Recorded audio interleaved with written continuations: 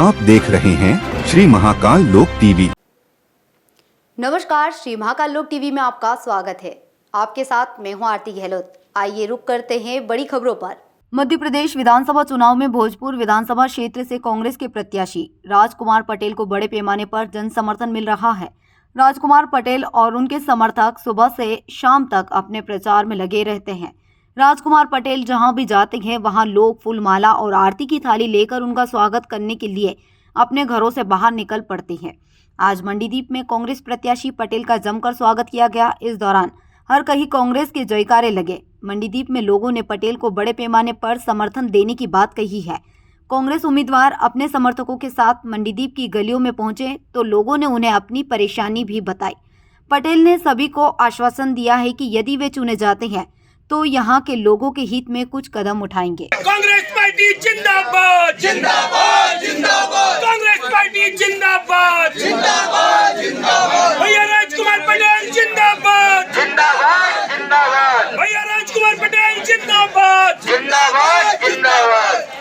पटेल जी हैं और हम उनसे चर्चा करेंगे और हम जानेंगे कि कैसा माहौल है अभी पूरे क्षेत्र का। देखिए, पूरे प्रदेश में इस समय बदलाव की लहर चल रही है और कमलनाथ जी के नेतृत्व में भारतीय जनता पार्टी को हमने 2018 में भी मध्य प्रदेश से बाहर किया था।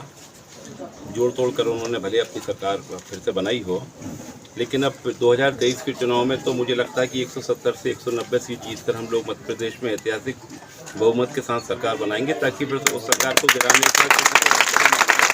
अच्छा, अभी जैसा जगह जगह माहौल है और लोग अपने तरीके से बड़े बड़े एजेंडे और सब दे रहे हैं, जो भाजपा सरकार कर रही है, कांग्रेस सरकार सारे अपने अपने सब वादे दे रहे हैं, युवाओं पे इसका कैसा असर है, आप कैसे क्या देखते हैं? देखिए,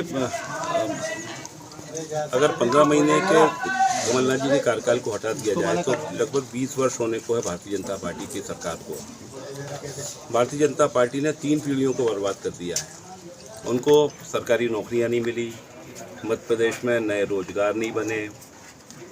तो आज सबसे ज़्यादा अगर तेज़ी के साथ किसी में बदलाव आए तो वो नौजवानों में आया है। वो भारतीय जनता पार्टी से थक गया है और वो बदलाव के रास्ते पर सबसे तेज़ी के साथ आगे खड़े होकर अगुवाई कर रहा है बदलाव की।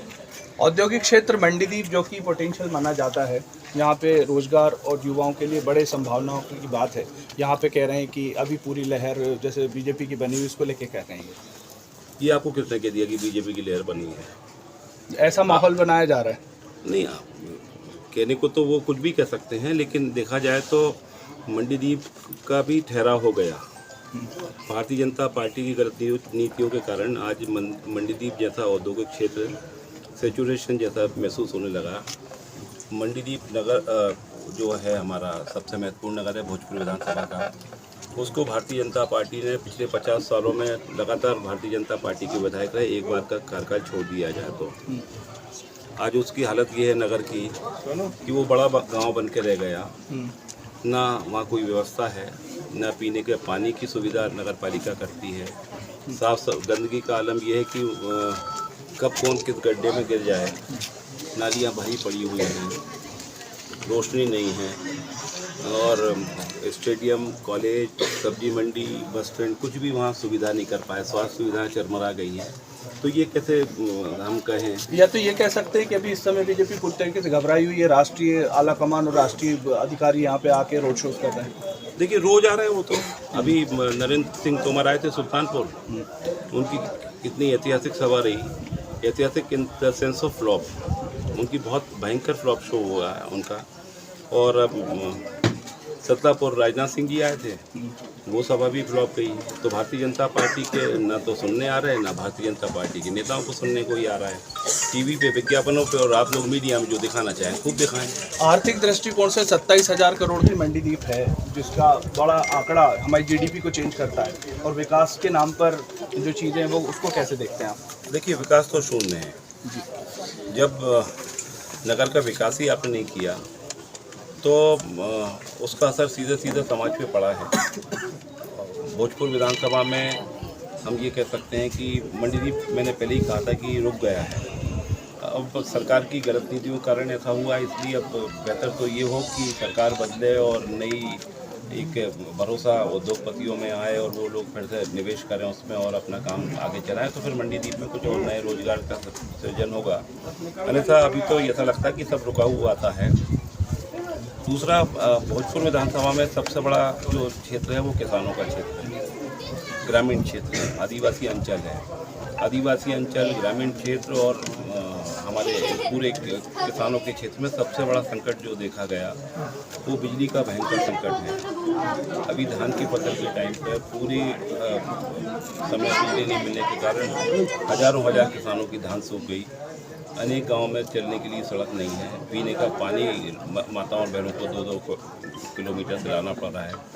मंडीदीप जैसे शहर में लोग निजी व्यवस्था से पानी बेच रहे हैं। मतलब मुझे लगता है कि मध्य प्रदेश में शायद कोई दूसरा ऐसा शहर होगा जहाँ पे लोग इस तरह से पानी बेचते हों और लोग ऐसा पानी खरीदते हों। तो बहुत दुर्दशा है मंडीदीप की, भोजपुर की। देखिए, एक अच्छे विकल्प के रूप में अभी जनता आपको देख रही है, क्योंकि निश्चित ही उनको बहुत समय के बाद एक उम्मीद दिख रही है। आपको क्या लगता है कि आगे आप क्या अपील करेंगे और क्या विकास की बात है?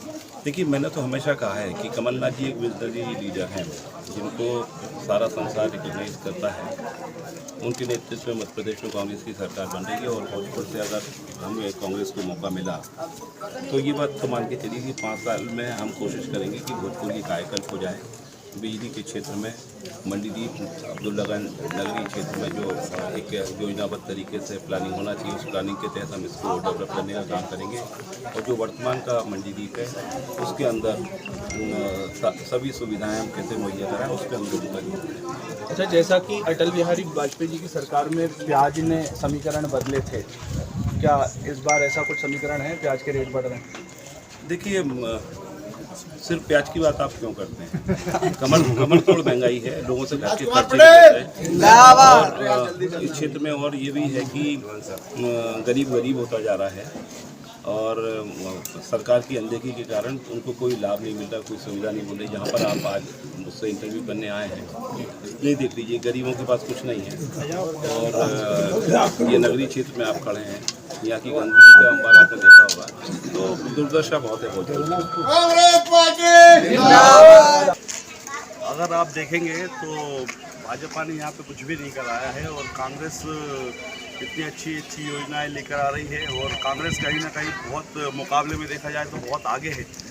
और खासतौर से मंडीदीप की स्थिति को देखा जाए तो भाजपा ने न सिर्फ मंडीदीप को बल्कि पूरे भोजपुर विधानसभा को ठगा है। मंडीदीप में कोई बस स्टैंड की सुविधा नहीं है, देखा जाए तो वहाँ पर कोई खेल मैदान नहीं है। एक दशहरा मैदान है, वो भी पूर्ण रूप से हम लोगों को नहीं मिला हुआ है। और भी हॉस्पिटल है तो हॉस्पिटल में एक्सरे जैसी सुविधाएं नहीं है। मतलब जो मूलभूत सुविधाएं होती, इतना बड़ा औद्योगिक क्षेत्र होने के बाद एक ईएसआई का हॉस्पिटल नहीं है, ईएसआई का ट्रीटमेंट नहीं होता, एक ट्रॉमा सेंटर नहीं है। बहुत सारी बात है। धरातल पे हम देखें तो भाजपा ने कुछ भी नहीं करा। भाजपा पूरी तरीके से शून्य वर्ग का है। वो तो कह रहे हैं मंडीदीप को ने स्वर्ग बना दिया, 51,000 पार। या कि जैसे उन्होंने 15 लाख का जुमला दिया था, मैं समझता हूँ ये उस जुमले से कुछ भी नहीं है। और 51,000 की जहाँ तक बात कर रहे हैं तो हमने उनके लीड को बीट करते हुए हम उनसे 21,000 वोटों से प्लस हो चुके हैं। और हम आपको बताते हैं हम जिस तरीके से काम कर रहे हैं, अगर हम इसी तरीके से और काम करते रहे तो हमारी लीड और बढ़ेगी और हम बहुत अच्छे वोटों से यहाँ पर विजयी होंगे। अच्छा, चुनाव के बाद किसकी गलतफहमियां दूर होंगी, पब्लिक की या पॉलिटिशियंस? देखिए, पब्लिक तो कांग्रेस के साथ है, पॉलिटिशियंस की जो गलतफहमियां है वो दूर हो जाएंगी। और जनता का हाथ कांग्रेस के साथ है और जनता समझ चुकी है कि ये जुमलों के अलावा और कुछ नहीं देते, सिर्फ जुमला और जुमला ही इनका काम है। आप देख सकते हैं कि किस तरीके से सारा काफिला है और सारे लोग जोर शोर से लगे हुए हैं। निश्चित ही विजयश्री के लिए सब लोग कार्य कर रहे हैं और हम लोग देख रहे हैं कि एक गजबी माहौल बना हुआ है। आप सराकिया गांव में खड़े हुए हैं जहां विकास के नाम पर स्थिति वस्तुस्थिति बहुत खराब है। यहाँ सड़कें नहीं है, नालियाँ रोड पे बह रही हैं। फिलहाल इतना ही। आगे की अधिक जानकारी के लिए आप बने रहे श्री महाकाल लोक टीवी पर। नमस्कार।